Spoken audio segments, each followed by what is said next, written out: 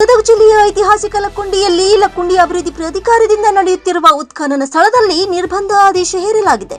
ಪುರಾತತ್ವ ಸಂಗ್ರಹಾಲಯಗಳು ಮತ್ತು ಪರಂಪರೆ ಇಲಾಖೆ ಹಾಗೂ ಲಕ್ಕುಂಡಿ ಪಾರಂಪರಿಕ ಪ್ರದೇಶ ಅಭಿವೃದ್ಧಿ ಪ್ರಾಧಿಕಾರದಿಂದ ಆದೇಶ ಪ್ರಕಟವಾಗಿದ್ದು, ಲಕ್ಕುಂಡಿ ಗ್ರಾಮದಲ್ಲಿರುವ ವೀರಭದ್ರೇಶ್ವರ ದೇವಾಲಯದ ಬಳಿ ಉತ್ಖನನ ನಡೆಯುತ್ತಿದೆ. ಹೀಗಾಗಿ ಸಾರ್ವಜನಿಕರ ಪ್ರವೇಶ, ಫೋಟೋಗ್ರಫಿ ಹಾಗೂ ವಿಡಿಯೋಗ್ರಫಿಯನ್ನ ನಿರ್ಬಂಧಿಸಿ ಗದಗ ಜಿಲ್ಲಾಧಿಕಾರಿಗಳು ಆದೇಶ ಮಾಡಿದ್ದಾರೆ.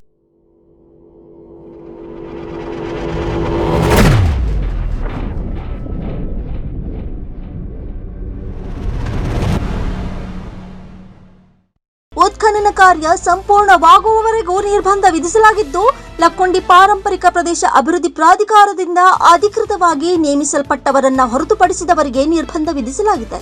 ನಿನ್ನೆಯಿಂದ ನಡೆಯುತ್ತಿರುವ ಉತ್ಖನನದಲ್ಲಿ ಐತಿಹಾಸಿಕ ಕಲ್ಲು ಪತ್ತೆಯಾಗಿದ್ದು, ಕೆತ್ತಿದ ಪಾಣಿಬಟ್ಟಲಿನಂತಿರುವ ಶಿಲೆಯಂತಿದೆ. ಇದು ದೇವಸ್ಥಾನಕ್ಕೆ ಸಂಬಂಧಿಸಿದ ಐತಿಹಾಸಿಕ ಕುರುಹು ಆಗಿರಬಹುದು ಎಂದು ಅಂದಾಜಿಸಲಾಗ್ತಾ ಇದ್ದು, ಉತ್ಖನನದ ಕುತೂಹಲವನ್ನ ಈ ಶಿಲೆ ಹೆಚ್ಚಿಸಿದೆ.